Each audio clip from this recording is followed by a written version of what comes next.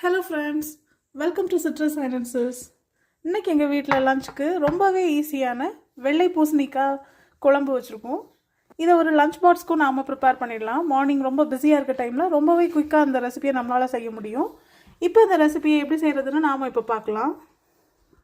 இந்த குழம்பு செய்கிறதுக்கு முதல்ல நாம் 1/4 கப் பாசிப்பருப்பு எடுத்துருக்கோம். இதை இப்போ நாம் நல்லா வாஷ் பண்ணி கொஞ்சமாக தண்ணி விட்டு ஒரு 1/2 அன் ஹவர் நல்லா சோக் பண்ணிடலாம்.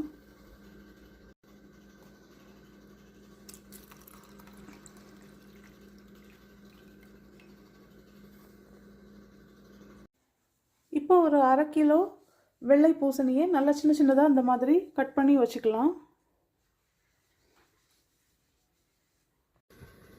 இப்போ ஒரு கடாயில் 3 டேபிள் ஸ்பூன் ஆயில் சேர்த்துடலாம்.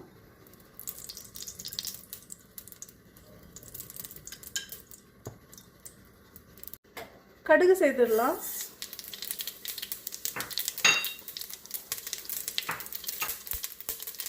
கூடவே கொஞ்சமாக ஜீரகம் சேர்த்துடலாம். கொஞ்சமாக உளுந்தம்பருப்பு,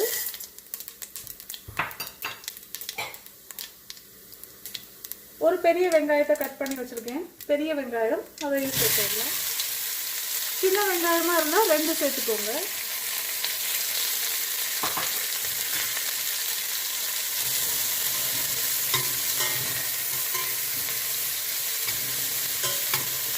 கூடவே 5 பச்சை மிளகாய், மற்றபடி சிவப்பு மிளகாவும் எடுத்துருக்கேன். நீங்கள் பச்சை மிளகாவும் எடுத்துக்கலாம். இதையும் சேர்த்துடலாம்.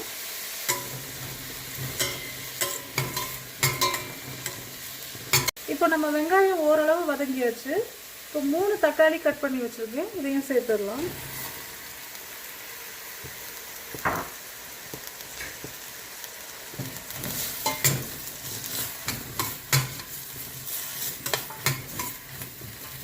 கூடவே நம்ம குழம்புக்கு தேவையான உப்பும் சேர்த்துடலாம். 1 டீஸ்பூன் மஞ்சள் தூள் இதுவும் சேர்த்துடலாம். இதை நாம் நல்லா மிக்ஸ் பண்ணிடலாம். இப்போ இது கொஞ்ச நேரம் நல்லா வதங்கட்டும். இப்போ நம்ம தக்காளி பாதி வதங்கியாச்சு. இது கூடவே 1 டீஸ்பூன் காயத்தூள் சேர்த்துடலாம்.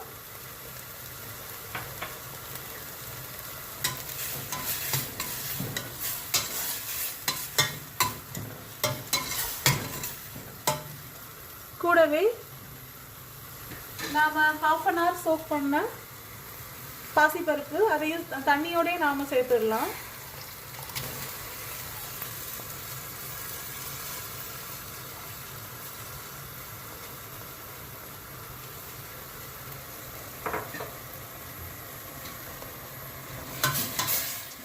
நாம் ஆல்ரெடி ஊற போட்டதுனால இந்த பருப்பு சீக்கிரம் வெந்துடும்.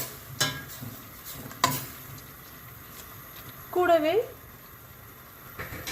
நாம் வெட்டி வச்சிருக்க காய், இது ஒரு வெட்டினதுக்கப்புறம் ஒரு 1/2 கிலோ இருக்கும் இது வெள்ளை பூசணி. ஸோ இதையும் நாம் இப்போ சேர்த்துடலாம்.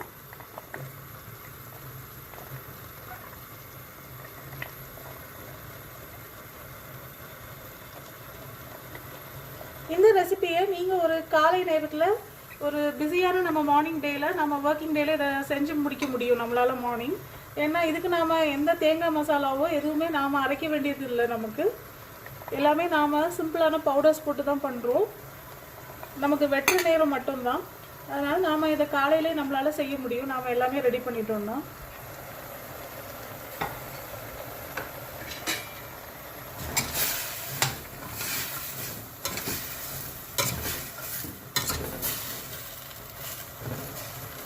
இப்போ உங்களுக்கு குழம்பு வந்து ரொம்ப தண்ணியாக வேணும், நமக்கு கொஞ்சம் வாட்டரியாக வேணும்னு நீங்கள் ப்ரிஃபர் பண்ணிங்கன்னா இல்லை நீங்கள் 1/2 கப் அளவுக்கு கூட தண்ணி சேர்க்கலாம். தண்ணி சேர்த்து இதை வேக வைக்கலாம். இல்லை நமக்கு திக்கான ஒரு குழம்பாக வேணும்னு நீங்கள் ஃபீல் பண்ணிங்கன்னா தண்ணி சேர்க்க வேண்டாம். ஏன்னா அந்த காயிலிருந்தே தண்ணி ரிலீஸ் ஆகும். நம்ம பயிர் ஊற வச்ச தண்ணியும் ஆட் பண்ணியிருக்கோம் இல்லையா, அதனால் நமக்கு மெதுவாக ரிலீஸ் ஆகும். ஸோ நமக்கு இஷ்டப்படி நாம் அதை சேஞ்ச் பண்ணிக்கலாம். நான் இன்னைக்கு தண்ணி ஊற்றாமல் தான் செய்ய போகிறேன். திக்காக சாப்பிட்றது எங்களுக்கு பிடிக்கும். அதனால் இன்றைக்கி நான் தண்ணி ஆட் பண்ணல. இதில் இருக்க தண்ணியிலே அது குக் ஆகிடும். கூடவே கருவேப்பிலை எடுத்துருக்கேன், அதையும் சேர்த்துடலாம். இப்போ இந்த பருப்பும் காயும் வேகிறதுக்காக நாம் இதை ஒரு மூடி போட்டு ஒரு 15 மினிட்ஸ் குக் பண்ணிடலாம்.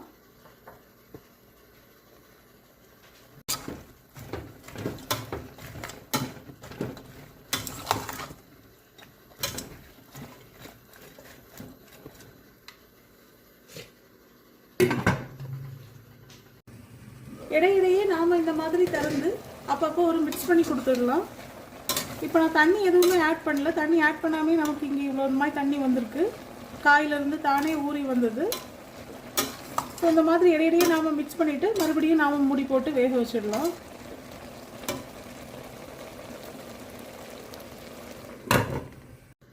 இப்போ நாம் திறந்து பார்த்துடலாம். இப்போ நான் தண்ணி எதுவுமே சேர்க்கலை. தண்ணியெல்லாம் சேர்க்காமே இவ்வளோ தண்ணி நமக்கு வந்திருக்கு. மீன்வைல் நம்ம குழம்புமே ரெடி ஆயிடுச்சு. நீங்கள் பார்த்தீங்கன்னா தெரியும், காய் எல்லாமே நல்லா வெந்துடுச்சு. கூடவே போட்டிருந்த பருப்புமே நல்லா வெந்திருக்கு எல்லாமே.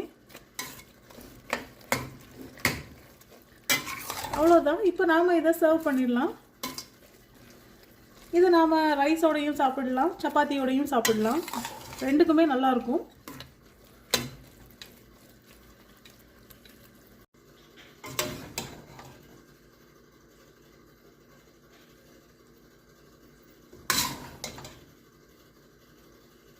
அவ்வளோதான் ஃப்ரெண்ட்ஸ், நம்மளோட வெள்ளை பூசணிக்காய் குழம்பு அட்டகாசமாக ரெடி ஆகிடுச்சு. இதை நாம் லஞ்ச் பாக்ஸ்க்கு பேக் பண்ணிக்கலாம், நம்ம லஞ்சோடையும் சாப்பிட்டுக்கலாம். ஓகே ஃப்ரெண்ட்ஸ், எங்கள் வீடியோஸ்லாம் உங்களுக்கு பிடிச்சிருந்தா kindly like, share and subscribe பண்ணுங்கள். Thank you friends.